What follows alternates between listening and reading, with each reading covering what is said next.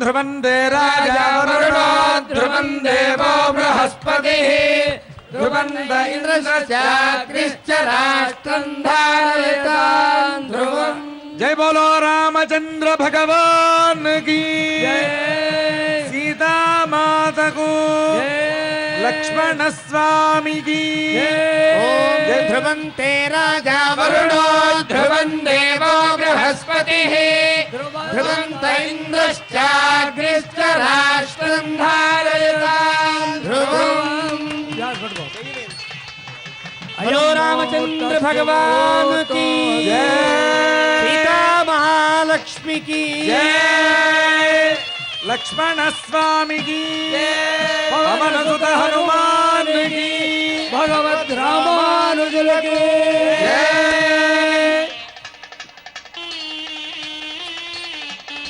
సరిగ్గా అభిజిత్ లగ్నం 12 గంటల సమయం, రామచంద్రమూర్తి అవతరించిన సమయం. అభిజిత్ సర్వదోషఘ్నం అని ఈ సమయం అన్ని రకముల దోషములను పోగొట్టే సమయం.